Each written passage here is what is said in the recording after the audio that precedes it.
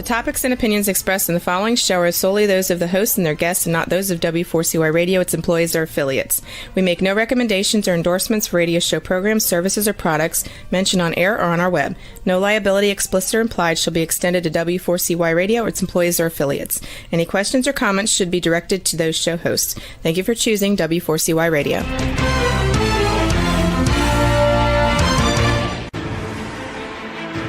What's working on purpose anyway? Each week, we ponder the answer to this question. People ache for meaning and purpose at work, to contribute their talents passionately and know their lives really matter. They crave being part of an organization that inspires them and helps them grow into realizing their highest potential.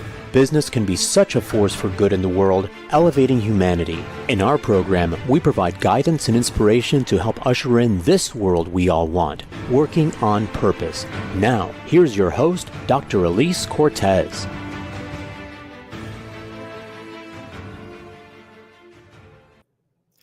Welcome back to the Working on Purpose program. Thanks for tuning in again this week. Great to have you. I'm your host, Dr. Elise Cortez, joining you live from Dallas. If we've not met yet and you don't know me, I'm a management consultant specializing in meaning and purpose and organizational logotherapist. My team and I help companies to detect and articulate their purpose to thread it through culture and operations. We work with forward-reaching organizations to develop inspirational leaders who create cultures where people actually want to come to work and do their best. And we provide programs that enable individual team members and leaders to discover and unleash their passion and purpose at work to catalyze fulfillment, engagement, and productivity. You can learn more about me and how we can work together at elisecortez.com. Also, if you like the content of this show, you may be interested in my next book due out in March 2023. It's called The Great Revitalization: How Activating Meaning and Purpose Can Radically Enliven Your Business. You can pre-order your copy at bookshop.org or barnesandnoble.com. Now, let's get into today's program. With us today is Dr. Richard Winters, an emergency physician at the Mayo Clinic. He also serves as the Director of Leadership Development for the Mayo Clinic Care Network and an executive coach for the Mayo Clinic leaders. He's the author of You're the Leader, Now What? Leadership Lessons from Mayo Clinic, which we'll be talking about in today's program. He joins you today from Rochester, Minnesota. Dr. Winters, a hearty welcome to Working on Purpose. Hey, thank you for having me. It's nice to be here. Absolutely. Let's show this thing off. First things first, right? Look at this thing that you created. Listeners, viewers, look at this. It's what we were just saying before we got on air, what it takes to actually birth a book. So congratulations. Yes, thank you. Thank you. You're welcome. You're welcome. So first we got to do a little bit of introduction here. So as I was saying to you before we got on air, you're slightly an ambitious man. Here you are. You're an emergency physician at Mayo Clinic. You're also an executive coach for leaders at the Mayo Clinic, Director of Leadership Development as well. And you describe yourself as a tiny star amid a constellation in a high-functioning organization, slightly humble. So I want to know, first things first, why a career in medicine and why emergency care? Yeah, it was actually a surprise to my parents. I told my parents after high school that I wanted to be a doctor, and appropriately, they both laughed. So I was like I was this kind of punk rock kid who listened to music and that sort of stuff. And then my grandma got Lou Gehrig's disease, and she was at our house. And so I found myself in a situation where my mom was taking care of her, and I was helping out. And it just got me interested in medicine. And so then decided at that point that I was going to be a good student, and then went into medicine, went to medical school, and kind of arrived where I am here today as a result of that. Mm-hmm. And why emergency care? Yeah, so it wasn't, so why? I mean, it's one of these things, you go through medical school and you're not really, I knew I wanted to be a doctor. I didn't go in thinking I was going to be an emergency physician. What I started to do was see how people live their lives. And for me, I like to experience new things. I like the idea of being able to take care of whatever comes in the door. And I get bored easily. And so emergency medicine it just fit with my personality. One of the difficulties of emergency medicine is that most of our hours are when everyone else is asleep. And so that is a difficult part.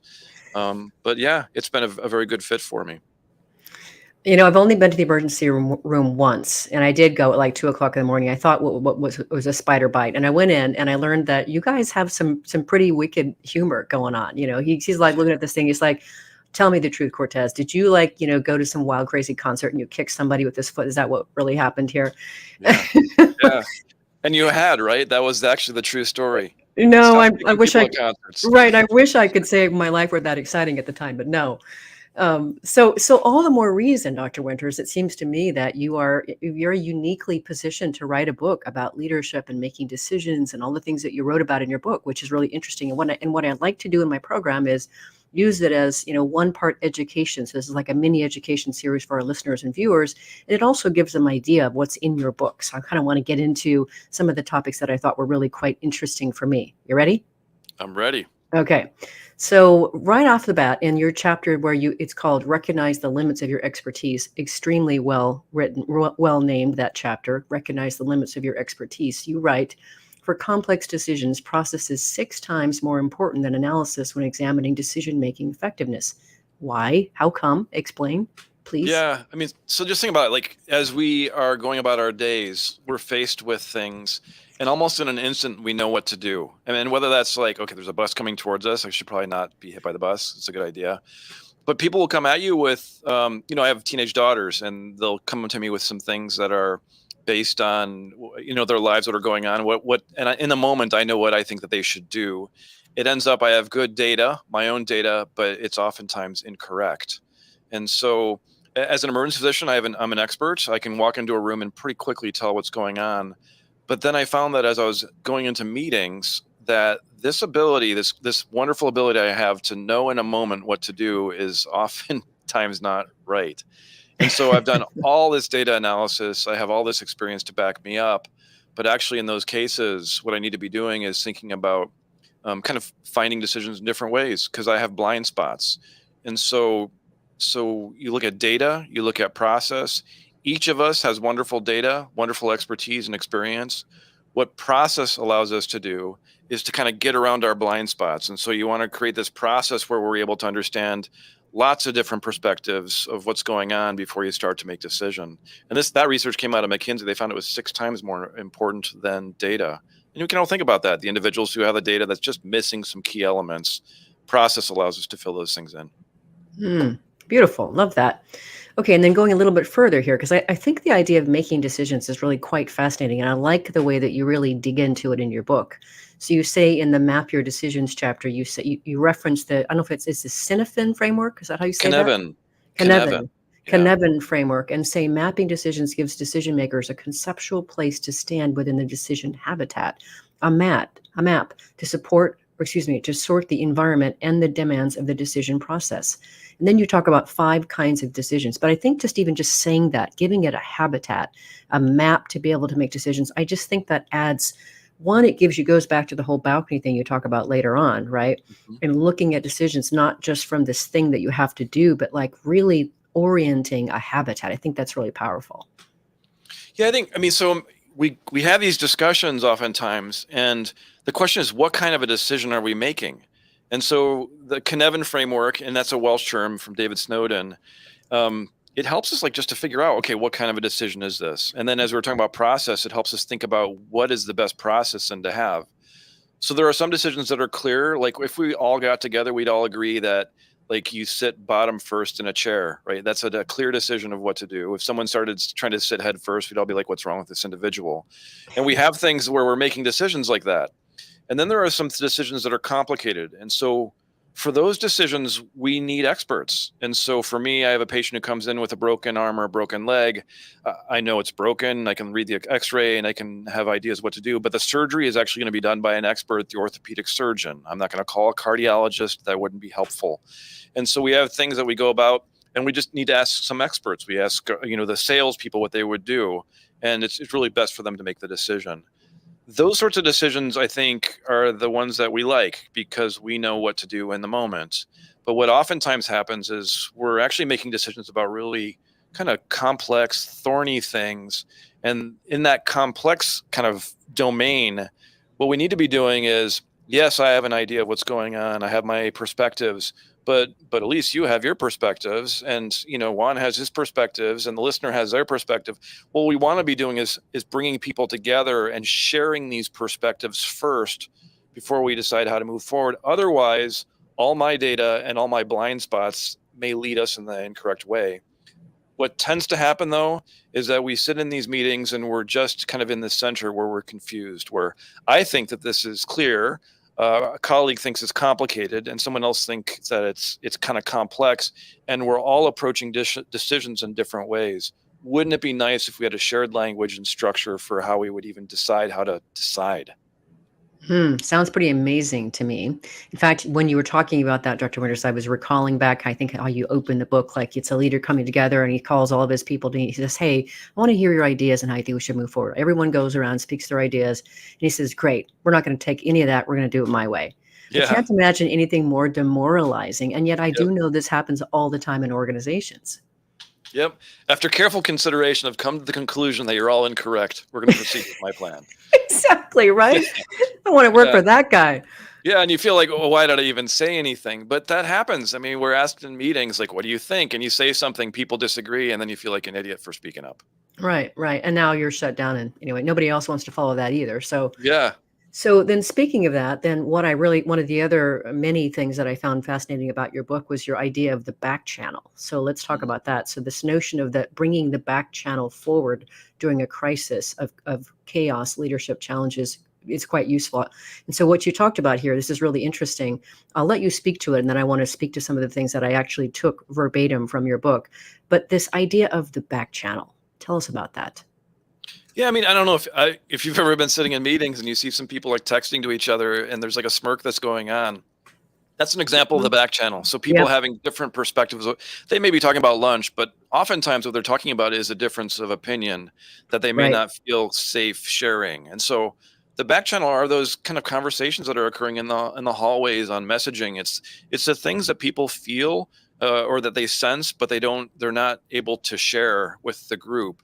And when you have that, it just disrupts strategy. So you feel like you've come together. So Minnesota, we have Minnesota Nice, where you can go to We a meeting and do. everyone's like, "Oh, that's so great. We all agree." And then you leave the meeting and you're like, "That guy, I don't agree with him at all." And so that's the back channel. You want to bring this forward. You want to understand the different perspectives that people have, even when they're uncomfortable. Yeah, especially when they're uncomfortable, I would say. So I like how you say that effective leaders ask colleagues to bring the back channel forward so that they may validate concerns and transparently respond to rumors. In doing so, they synchronize the thinking and the responses of the organization. I find so often in my work, as I'm working with organizations on their culture, their development, and their people development, that leaders are really reticent to do that. They're either going so fast and furious that they miss the opportunity, they miss the cues, so the emotional intelligence isn't quite activated just yet, or they're afraid to ask because they don't really want to deal with the answer. Either way, they're missing a major opportunity and actually convoluting their desired results. Yeah, and so this comes from this perspective that a leader needs to know what to do, Right. as opposed to discover what to do. And so if the leader feels like they need to have a succinct response for every single fear and worry and back channel thing, it's going to be quite difficult for them. On the other hand, if they feel that they're able to bring these different ideas forward and then together with their colleagues kind of envision how they might decrease the chance of these fears, these worries, these bad things from happening together, it's a lot easier than trying to do that alone. Yeah, it's amazing that we humans are equipped with this whole vast array of emotions that can be very persnickety when we're trying to get things done as a leader, right? Including worry and fear and all those kinds of things that we're prone for feeling, but must be discussed and dealt with. And I think if I remember, you have a whole chapter on that, which I thought was really, really impressive and important. Yeah, I mean, our feelings, the fears that we have, the worries we have, those are all enmeshed in the way that we are acting with at work. And if you have a leader who has fears and worries, then it's gonna cascade down to all those people who are working with them. And so face them. Right, right, exactly, and also confronting and helping your people to express their concerns, their fears, and addressing them. So important versus just hoping that they'll go away or pretending that they don't exist. And that's what I find too in the work that I do in organizations, Dr. Witness. All the more reason that I think your work is so important because it really does surface a lot of things that people don't talk about, even in leadership. And it's just really a matter of understanding some clear, like just some basic frameworks of how to go through that. How do you ask people about fears? And then given that, what do you do with that? That is really quite learnable for any individual. It is uncomfortable at first, but it becomes something that becomes second nature. Right. Practice makes perfect. That's right. And then finally, for this particular segment, I really quite liked this idea that you brought forward here. You say that complexity requires a process that leverages the collective expertise and sense making of those inside and outside the room.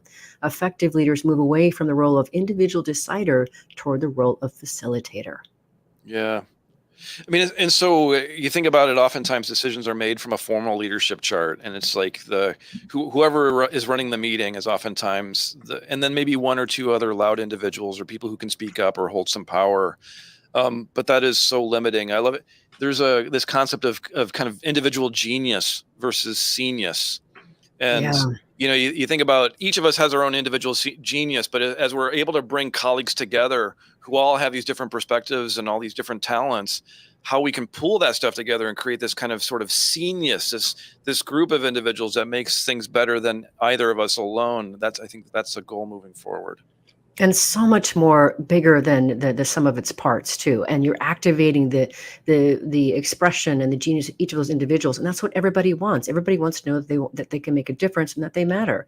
And so if a leader can bring all those people together in such a way that everyone feels heard, part of the solution and the way forward, man, I can just imagine the vibrational energy in that particular room, the elevation of that.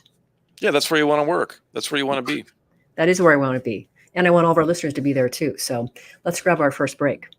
I'm your host, Dr. Elise Cortez. We're on the air with Dr. Richard Winters, who's the author of You're the Leader, Now What? Leadership Lessons from Mayo Clinic. We've been talking a bit about how we got into the field, some of the core things that comprise the basis of his work.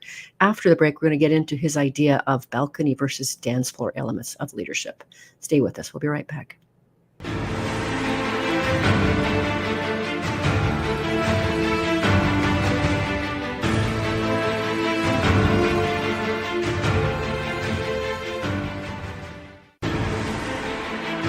Dr. Elise Cortez is a management consultant specializing in meaning and purpose, an inspirational speaker and author. She helps companies visioneer for greater purpose among stakeholders and develop purpose-inspired leadership and meaning-infused cultures that elevate fulfillment, performance, and commitment within the workforce. To learn more or to invite Elise to speak to your organization, please visit her at elisecortez.com. Let's talk about how to get your employees working on purpose.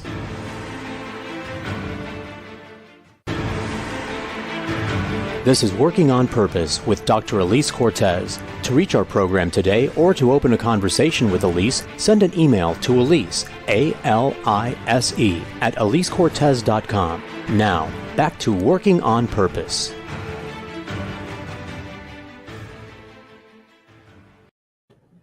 Thanks for staying with us. Before we get back into the program, I'd like to invite you to check out my first book, Purpose Ignited, How Inspiring Leaders Ignite Passion and Elevate Cause. It's on Amazon. I really wrote it to awaken readers to their passion and purpose and start them down the path of becoming inspirational leaders. So I hope you'll check it out.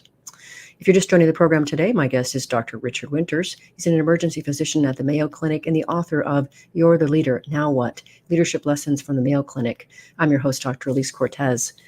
So this next bit here, Dr. Winters, I appreciate very much this notion of the balcony versus the dance floor that you talk about, and really the importance of leaders to have to carve out time to step back and see the greater whole. So I really appreciate this thing. And so you say, in order to step up to the balcony of leadership, you point to the importance of understanding our mind traps, which is a concept you got from Jennifer Berger. So I want to talk about this idea of the mind traps here. I think this is really, really important. And again, in the work that I do with leaders, I see this all the time, right? We all get stuck in these things. And so I think it will be helpful for you to articulate what you mean by mind traps and which that you discovered and discussed. Yeah, and so there are two things. Like I love these different frameworks or metaphors that help me just think about things in different perspectives. And I think the balcony versus the dance floor is very helpful. That's one I got from Ron Heifetz out of Harvard. And it's this idea that we each have our own perspective of what's going on in our lives, kind of on the dance floor. And as people respond to us, we know how we might respond to them. We kind of hear the music and reflexively we move. But how helpful is it for us to, instead of kind of reflexively respond, take a moment and kind of go up onto the balcony and think about our experience from a different perspective, one where we're not having to respond in the moment, one where we can think a little bit more purposefully about how we might respond. And as leaders, our best leaders are able to bring colleagues back up onto the balcony with them and look at these situations and move forward. So I love that. And then there's the concept of mind traps. And we've all heard about like cognitive biases, these things that Right. impede our ability to make good decisions. And Jennifer Garvey Berger, I would buy any of her books. She's wonderful, and she talks about these kind of mind traps, and the ones that need to be right, the need to have agreement, the need to be in control, like the need to like have our ego tweaked. I mean, all these sorts of things are the things that in the moment on the dance floor, like reflexively, we may go towards. But as we get up on the balcony, we may be able to see a little bit around our need to control, or see around our need to be having agreement in the room. Mm. I especially, I just appreciated this, the one about rightness as well, right? I'm just really sure that I'm on this thing. I'm really sure I got this right. And I see people clinging to that, right? Like, it's almost like there's a fear that if they weren't right about it, that their whole world would crumble. So I was very fascinated with this notion that you talked, these mind traps, and how they stuck us. So can you give us maybe, a couple of examples? You mentioned there are simple stories, rightness, agreement, control, and ego. Can you maybe give us a couple of examples of those, how they play out in leadership? What is it? How would we recognize Yeah, them? I mean, I think the need to be right is, as you bring that up, that's a great one. And many leaders feel like, now that I'm the leader, I need to know what to do in the moment, and I need to be right. And there's a lot of defensiveness that comes from this. And that's actually not the case. I mean, you have ideas, you have experience. We all know that you have blind spots. And so you may be right, but actually our best leaders are able to, in the moment, um, you know, point out that, I may not have all the answers here, and that I may not be correct. And then that helps to bring forward other ideas and other opinions. So that's a common one. I think the one for control, this need for control, this sense that oftentimes we have problems, and what we can do is we can think about what that individual's next moves are and how they're going to move. And I like this. There's kind of the metaphor of the chessboard, which is, we tend to think that our best chess players are able to think like 5-6 moves ahead. And if they're able to do so, they're able to beat those individuals who can only think 3 moves ahead. There's a sense of control that if we just know more, if we're more prepared, we have more data, more experience, and we're going to be able to control the situation. But that's just not the way things are oftentimes. Oftentimes what's happening is you're trying to control, as you're trying to think about your next move, what's happening is another chessboard appears, and then all of a sudden your pieces are moving independently, and then another board appears, and then they're taking your side. And so our need to control, it's not going to happen. And so the question is, how, instead of control, how can we discover and recognize, and I guess kind of go with the flow, and still move forward in the direction that we're wanting to do. So to me, that really speaks to the comfort with just sort of being in the moment, having, more of an adaptable sort of mindset. And I know for some people that's extremely uncomfortable. And yet, look at what the pandemic taught us, right? I mean, I remember distinctly, Dr. Winters, when this middle of March 2020, and I thought I was going to be going on vacation with my daughter, and her first ski trip got cut off in Colorado. She comes back home. We're going to drive down to Austin. I'm halfway to Austin. The radio says they're shutting down Dallas. I'm like, shutting down Dallas? What are you talking about, shutting down Dallas? Anyway, so this is the kind of stuff that when these things happen to us, right, it's like we can't recognize what's coming at us. And so I think part of what you're talking about is developing the comfort with that new stuff and the lack of understanding. Totally. Yeah. Your experience was quite like mine. Like, you're thinking, oh, listen, there's something going on in China, like that's ever going to hurt us. We've heard about Ebola and stuff like that. And then all of a sudden it's like, oh my gosh, people are getting sick. Wait, family members, colleagues are getting sick. We're having to change things. Yeah. And like, as a leader in the moment, there are a lot of things that are going on. And so for some of the things that we're facing, we don't have time to put together like task forces and hold committee meetings and gain the input of everyone. And so during those moments, our leaders, and sometimes they just have to make a decision, and they don't have all the information, and they can't have control, and they need to be comfortable with that. And during the same day, they may have things where they actually can bring people together. And so now they're not making the decision. They're helping to facilitate a decision. Yeah. Our best leaders can do both. And the leaders who can only make a decision and kind of like need followers, that, they do well in a certain sort of climate. And then there's other leaders who maybe can only facilitate and can't make a decision. They only do well in certain climates. Our best leaders can do both, and they're able to be agile in both circumstances. And I think that also speaks to what you also say about leaders needing to alternate between participating and observing, back to the whole balcony and dance floor thing. So being able to do, I had a woman on my show talking about both and thinking versus either or thinking, right? So being able to do both, I think, is what you're also saying there. Yeah, I mean, it's nice, isn't it? In if we can just look at the world in terms of black and white, and pluses and minuses and ones and zeros, but it's just not the world. The world is not No. this dichotomy. It is actually both. It's it's both black and white, and it's both positive and negative, and ones and zeros. And the more we can think about things from that perspective, it doesn't mean that we can't make decisions, but we just need to recognize that it's things are muddled, and that's how we have to process. Yeah, yeah. And that discomfort, I always tell people, is also called growth, right? Yeah. Sometimes also results. All right. So next, what I want to do is you talk about the 5 hats of effective leadership, and I kind of want to dig into these each, if we can, Dr. Winters, because you do a beautiful job in the book helping to really distinguish what these things look like. So the first hat is teaching. So talk to us about teaching. What does that look like when we teach? And this is interesting too. You use the word colleagues. Teach colleagues, not teach your people, not Right. teach the employees, not teach the followers. You say colleagues. So what does it mean to teach colleagues? Yes, and I love that you picked that up. And so I think that we oftentimes get befuddled by our language. And so when I'm coaching, is it a client? When I'm teaching, is it a student? When I'm mentoring, is it a mentee? And they're your colleagues, and these are individuals that you want the best for, and that you're gonna be talking to these individuals on an even plane, not like parents to child. It's colleague to colleague. And so when you're teaching, you're giving individuals new skills, new information, you're adding to their perspective about things that are going on that they may not have had. And oftentimes, to help individuals overcome challenges, all they need is that little bit of information or those little bits of skills. And so leaders can do that. They can teach, and that can be quite helpful.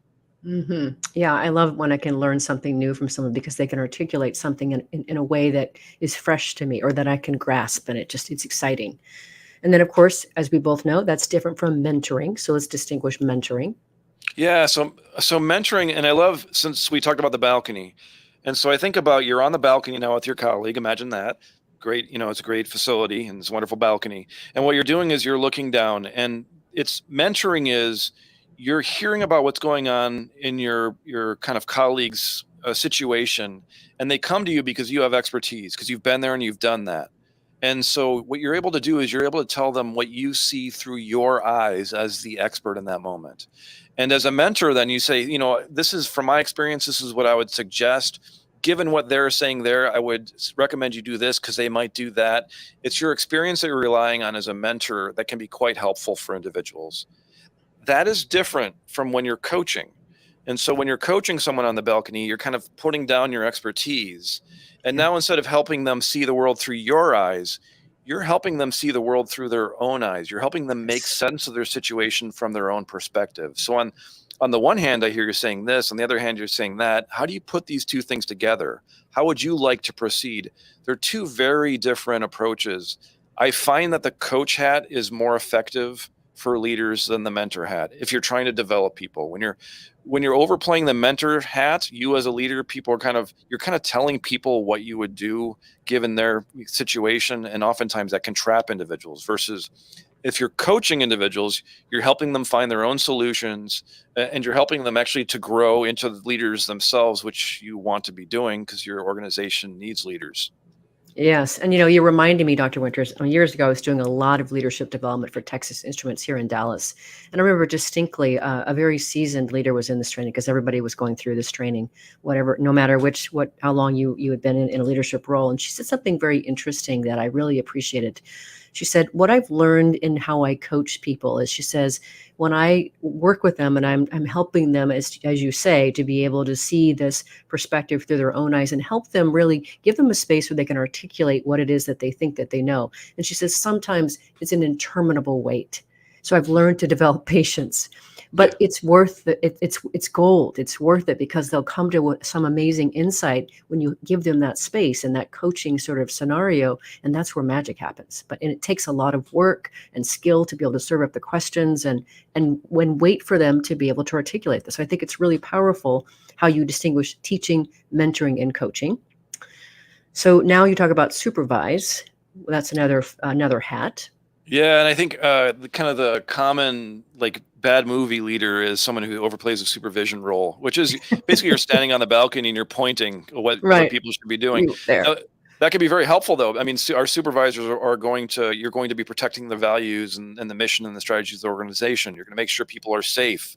You're going to have some control over hiring and firing. Those are all supervisory things.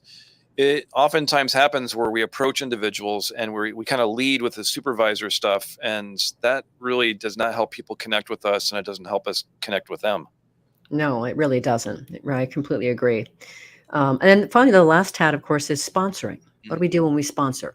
Yeah, so this is great. So when you sponsor, it's I don't know about you, but I'm talking to a colleague, and Elise is wonderful, and I really would recommend that you give her a position on this committee, or that you would she advance her to this position, or you give her this opportunity. So that's sponsoring. I'm talking to another colleague about you, or about a fellow colleague, and so what I'm doing there is I'm using actually my own social capital.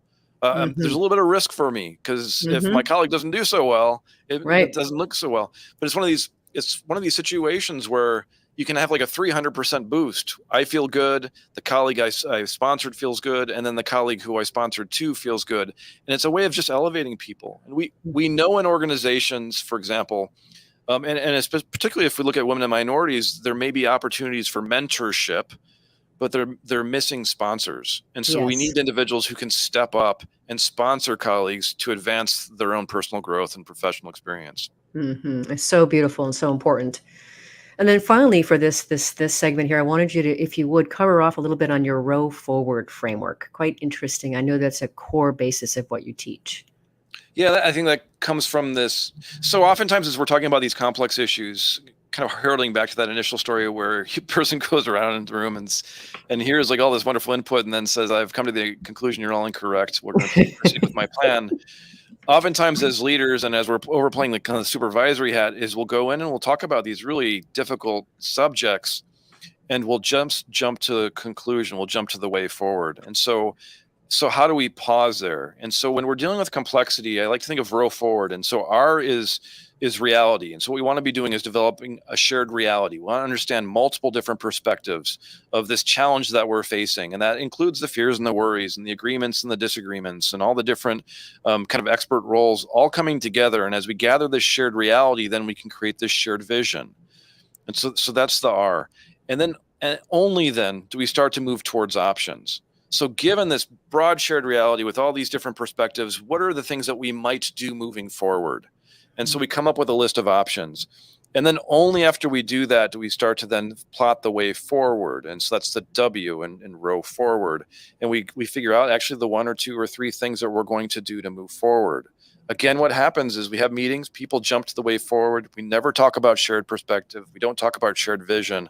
And then things go awry. People don't feel heard. People get burned out. Not a good situation. And also we're less successful.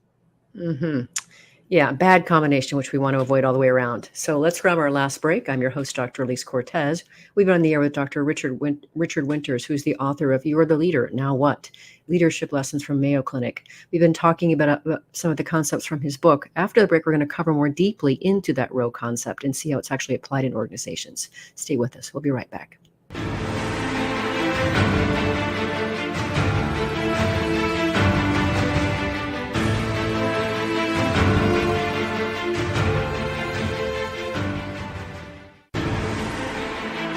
Dr. Elise Cortez is a management consultant specializing in meaning and purpose, an inspirational speaker and author. She helps companies visioneer for greater purpose among stakeholders and develop purpose-inspired leadership and meaning-infused cultures that elevate fulfillment, performance, and commitment within the workforce. To learn more or to invite Elise to speak to your organization, please visit her at elisecortez.com. Let's talk about how to get your employees working on purpose.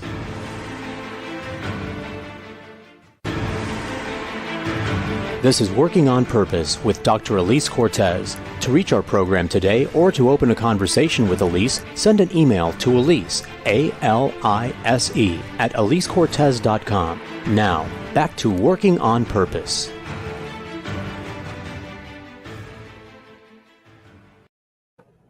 Thanks for staying with us and welcome back to Working on Purpose. One other bit of news I want to share with you is the anthology that I worked on curating is now published. It's called Passionately Striving and Why. And what that is, it's a collection of 25 stories from women around the world that I personally scouted from Australia to Zambia. And they share their very intimate story of how they've discovered their purpose and are now serving from it. So it's meant to be one part education and allure and one part inspiration for you to come with us. So I hope you'll check it out. If you're just joining us now, my guest is Dr. Richard Winters, an emergency physician at the Mayo Clinic and author of You're the Leader, Now What? Leadership Lessons from the Mayo Clinic. I'm your host, Dr. Elise Cortez. So first, to kick this bit off here, I have to read from your book. I really, I love words, I love ideas, and I really appreciate how you put this together in one, and this is one sentence. You say, research shows us that a leader's ability to challenge existing processes, inspire shared vision, manage conflict, solve problems, delegate, empower, and build relationships correlates with their ability to challenge their own perspectives when they encounter complex decisions. Wow. And that's the goal, right? Challenge their own perspectives. Yeah, it's almost like an open book test for leadership, isn't it? I mean, Right. it really is. And it is a challenge for us because I don't think any of us are very good at all of those all the time. And so this leading is an ongoing learning and effort, but it pays off. It pays off in better decisions. It pays off in working with colleagues who feel like they're achieving personal growth and autonomy. It's a good situation. So what does that look like in real time, Dr. Winters? So imagine, here's a leader in front of the room. How does he or she actually challenge their perspectives when they encounter these complexes? What would that look like, would you say? Give us an example. I mean, this is actually something you can measure. And so that sentence actually comes from, there was research that came out of Mayo Clinic that looked at an ability of a leader to inspire their direct reports. And so are they holding meaningful conversations with them around personal growth? Are they seeking ideas for input about things that they would do moving forward? Are they delegating? All these sorts of things can be measured. And then what the research found was that for every one, it was just like 1 point. So there's like a bell-shaped curve, lots of leaders kind of in the middle. But for every 1 point improvement, it decreased burnout by 7% and it increased satisfaction by 11%.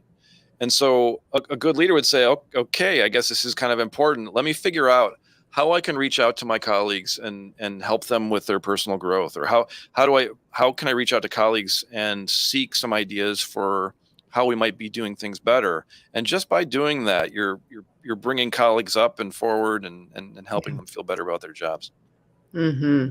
Right. And that's so the world that I live in. Right. I do not believe, for me, Dr. Winters, that work is a 4-letter word. I think work is one of the most amazing sandboxes we have available to us to realize our highest potential. And yet for so many people, it is just the opposite of that, right? It's their bane of their existence. So yes, I want more people to experience what you just said. So thank you for being on. Somebody's got to help me spread the word here. It can't just be me. Right. So right? True. Yeah.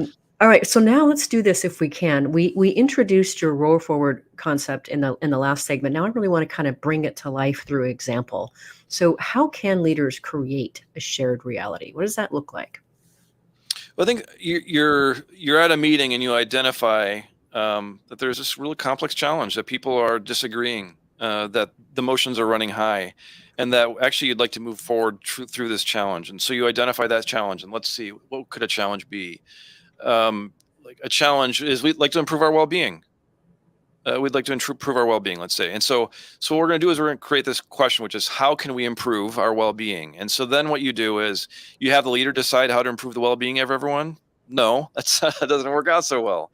And so what you do is first you develop this shared reality about what would it be like with our well-being. And so you can do strengths, weaknesses, opportunities, and threats related to our current well-being. We can talk about the fears and worries related to about what might happen if we don't or do improve our well-being.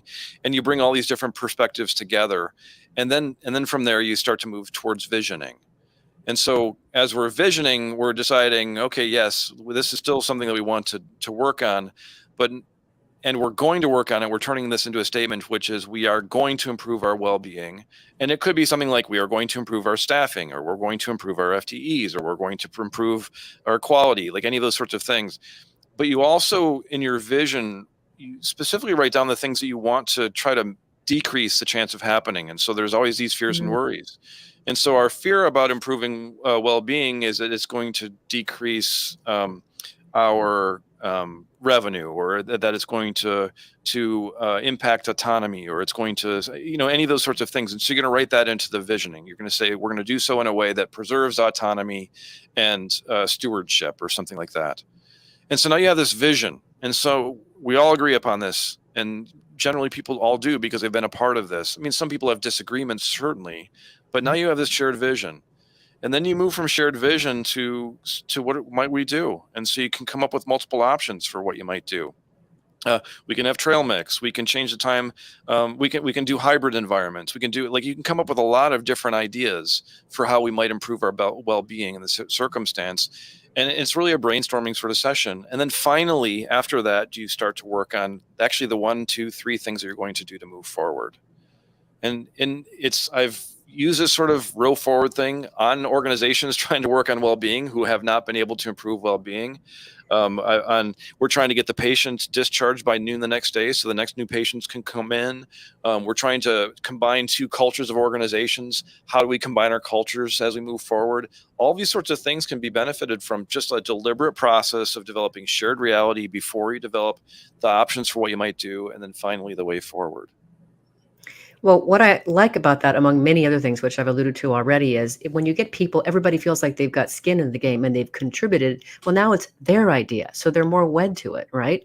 Versus somebody just told them to go do it. Now we've asked you. Now you're part of this solution. They're much more likely to give their effort for that. Yeah, I mean, our sense of autonomy is that we are being, so autonomy isn't like, I don't care what you say, I do what I want. It's not like that sort of thing. It's like, I am being heard. My experience, my perspectives matter. And Right. your autonomy is still there, even if the group doesn't decide to do exactly what you wanted. As long as you feel like you've been heard and made a part of the decision making, your autonomy is preserved. Yes, beautiful.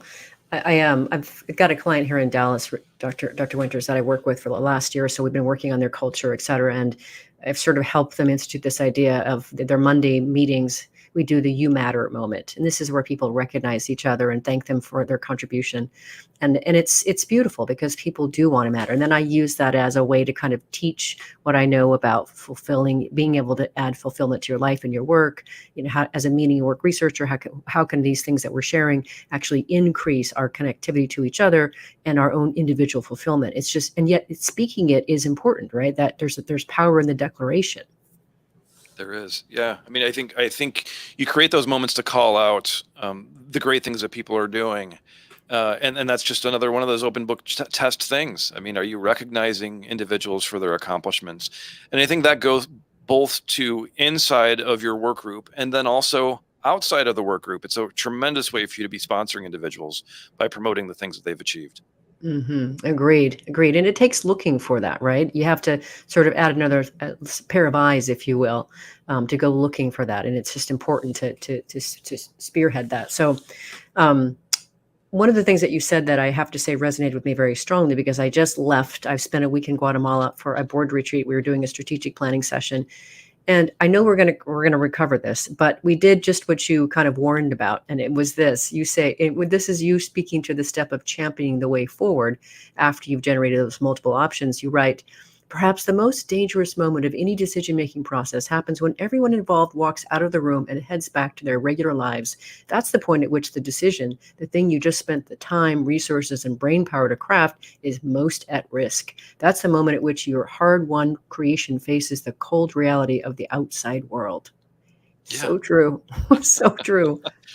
Yeah, I mean, how many times have you been in a group like you have this wonderful retreat, or you've had this wonderful discussion, and everyone's like, huzzah, let's go forward. And then it's, a couple of weeks later, it's like, oh, wait, we haven't done anything. It's because as you leave the room, there are fires that are to be stomped out. There are things that pop up. There are, disagreements with colleagues. I mean, there's all these sorts of things. And so it's so important that not just making the decision, but actually driving the results of your decision. You have to actually purposefully figure out how you're going to be doing that, and also identify how you're going to get around stomping out the fires. Stop being a firefighter and start being a fire marshal. Right. Well, one thing we did do, which I guess was at least a step, is we did appoint 3 committee members to drive forward the certain buckets, and of course, I'm one of them. because of the work that I do. So we did do that, but I just could really resonate with that. If you've just done all this work, you're to surface all this, and then you miss the opportunity to leverage all of that beautiful energy and immediately put it into motion with you without doing the championing the way forward step that you talk about. Yeah, I think it's, as we're talking about this, it's not always like the retreat. It's even like this stuff we can do on the balcony in moments. It doesn't mean that we have to have hours to go through this, to be deliberately thinking about other perspectives, gaining other perspectives before we decide on options and way forward. But given that we're going to make decisions and like get things done based on this better kind of set of information. Mm-hmm. Mm-hmm. Yeah. So now, speaking of that, I want to, you've written this beautiful book, and as we talked about before we got on air here, it takes so much work and energy. It's kind of a miracle that any book ever gets published, let alone all the ones that do. What do you hope readers get from your book, Dr. Winters? What do you hope happens? I think so what is a leader to me? And I think that a lot of, you tend to think about leaders or people who have followers, and I think of leaders as being individuals who develop leaders. And I think leading is a very noble thing and something that's needed. And so I think our best leaders are able to put down their expertise, and they're able to help groups of individuals and individuals find their efficacy, find ways forward, and kind of help them lean into these really complex, difficult things that we as organizations, as states, as nations, as the world face. And we need that. And at the same time, to understand how difficult that is, because it actually, as you're doing this, you're going into things that are actually quite uncomfortable for yourself. And so as you're doing this, you're growing. And yeah, I think I really appreciate those individuals who are purposefully examining their own demons and their own opportunities to be able to help others. Oh, that was worth the price of admission right there, Dr. Winters. Examining their own demons. I had Tim Spiker on my show a while ago, and he said, "Be a leader worth following." And he talks about the leaders that are leading unexamined lives are dangerous to follow, and they don't even know the negative shrapnel they're throwing. So I really appreciate that. So we've done it already. We managed to get to the end of the show already, Dr. Winters. It goes so fast. This show is listened to by people around the world. And what we're trying to do here in the show is to help create workplaces where people actually want to come to work and do their best. We create those inspirational leaders that lead them to their greatness, and we do business that betters the world. Given that, what would you like to leave us with today? Yeah, I appreciate each and every one of you who is putting the work in to become a better leader. I think applaud yourself, keep doing the work. Thank you for doing it. What a humble, beautiful way to finish, Dr. Winters. Thank you so much. I'm so happy to have crossed paths with you, to be enlightened by your wisdom through your book. And now I feel like I know you on some level. So you can run, but you can't hide. If I ever find myself in Minnesota, I'm going to come knock on your door. It's been known to happen, by the way. Bring your snowshoes. Okay, will do. And a shovel too, I suppose. Yeah, right. Okay. Well, thank you very much for being on the show. Appreciate you. Thank you, Dr. Winters. Thank you very much. Listeners, viewers, if you want to learn more about Dr. Winters or his book, You're the Leader, Now What? Visit richardwinters.com/book. Last week, if you missed the live show, you can always catch it via recorded podcast. We were on there with medical doctor Scott Kennard, who shared a powerful perspective on how companies can encourage health and well-being and create a culture of well-being that also greatly reduces the company's investment in healthcare premiums and costs while wonderfully lifting the lives of its contributing members. It was a really fabulous conversation. Let's see. It was also actually fairly sobering for me because he talked about the state of healthcare and the false comfort many of us Americans have in carrying our healthcare coverage card in our wallets, and we don't realize what kind of cost we can actually incur. Next week, we'll be on the air with William Kilmer, author of Transformative: Building a Game-Changing Strategy, Retool Your Organization, Innovate to Win. See you there. Remember that work is an integral and important part of our lives and can be one of the best adventures and means of realizing our potential and making the impact we crave. So let's work on purpose. We hope you've enjoyed this week's program. Be sure to tune into Working on Purpose, featuring your host, Dr. Elise Cortez, each week on W4CY. Together, we'll create a world where business operates conscientiously, leadership inspires impassioned performance, and employees are fulfilled in work that provides the meaning and purpose they crave. See you there. Let's work on purpose.